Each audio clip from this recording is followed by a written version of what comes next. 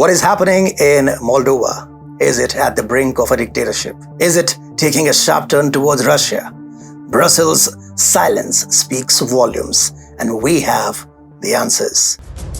Welcome to TFIGlobal, the antidote to mass delusion. It is widely acknowledged that Western powers strongly advocate for freedom of expression.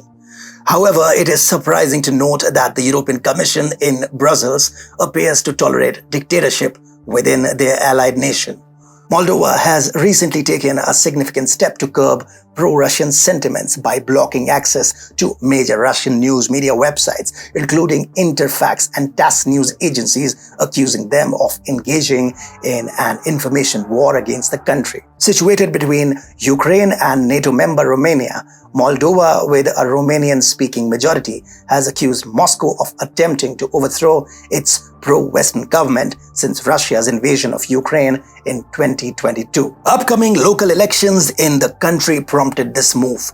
Moldova's Intelligence and Security Service published a decree listing 31 websites to be immediately blocked for their involvement in a war of information against the Republic of Moldova, in addition to 22 sites blocked earlier. The news list specifically targeted 14 Russian news sources such as Komsomolskaya Pravda, Lenta.ru, TASS and Interfax. Furthermore, Moldova suspended the licenses of 6 domestic TV channels during the crackdown. Moldova's Prime Minister Dorin Rekin defended the decision, stating that Russia, through organized criminal groups, sought to influence the local elections on November 5th and undermine the democratic process. He emphasized the necessity of these measures, claiming that the banned TV channels were affiliated with criminal groups aiming to destabilize the country and pursue interests outside Moldova. Russia's response to these actions was not immediate, although the Russian Foreign Ministry had previously characterized the website blocking as a hostile step, denying Moldovans access to news sources. Since June 2022, Moldova has restricted TV stations from airing news and analysis programs from Russia, permitting only Russian-language entertainment shows and movies. The reasons are pretty understandable for Moldovan authorities. Situated between Romania and Ukraine, Moldova has historically been a background for influence between Russia and the West. In recent years, Russia's sway in Moldova has intensified due to its military intervention in Ukraine, economic dominance, and support for pro-Russian political factions. The war in Ukraine led to a significant influx of refugees into Moldova, causing tensions among the local population. As per an estimate, approximately 750,000 Ukrainians are currently residing in Moldova. Guess what is the population of Moldova? A mere 3 million. And so, pro-Russian political forces, notably the Socialist Party of Moldova, that is PSRM, capitalized on anti-immigrant sentiment. The PSRM is alleged by President Maia Sandu to be closely linked to the Kremlin. Surprisingly, it was also the largest party in the Moldovan parliament.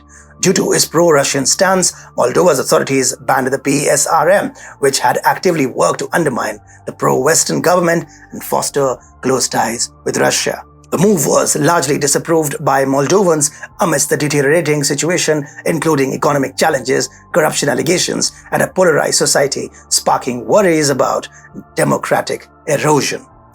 In May 2023, the Constitutional Court of Moldova made a significant decision banning the SOR party, marking the first dissolution of a political party since the country gained independence in 1991. The ban was attributed to funding irregularities, voter bribery, and participation in rallies, all under the pretext of eliminating pro-Russian political parties. The SOR party, previously the country's second most popular political faction, represented a substantial portion of dissatisfied voters. Despite opposition concerns, President Maia Sandu dismissed her adversaries as Russian agents and members of criminal organizations. Even with the ban, SOR party representatives and activists remain determined, vowing to persist in their political pursuits. They have pledged to continue their work and, if necessary, establish new parties to advocate for their causes. This makes it pretty clear that Moldova is not letting any voice of dissent rise. With banned news channels and locked opposition leaders, it mirrors a worrying trend towards dictatorship. Strikingly, the EU, which champions democratic values, has remained notably silent on this crackdown, raising concerns about their stance on freedom of expression.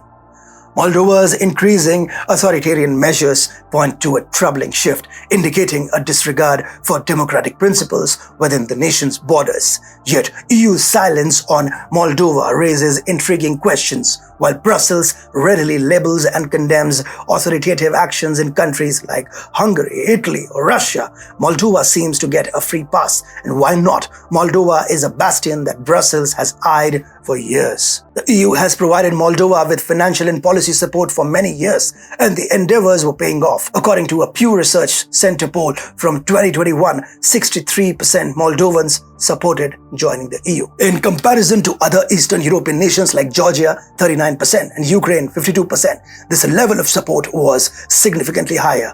The EU thought that both Moldova and the EU would gain from Moldova's membership in the EU. Subsequently, the NATO alliance also attempted to appease Chisinau to address the threat posed by Transnistria. Moldova's eagerness to join the EU once enjoyed strong public support, but recent shifts in policy directions have challenged this sentiment. Chisinau is seeing rapid political changes in the country, and it was glaringly clear in Gagauz's regional elections, where Yevgenia Gutsul, representing the Shor party, won elections. Furthermore, she has expressed her desire for further friendship with Moscow. This election result contradicts the EU vision for Moldova. Perhaps this is why the EU is avoiding a vocal stance against Moldova's authoritative regime, leaving observers puzzled about the EU's selective approach to handling Moldova's evolving political landscape.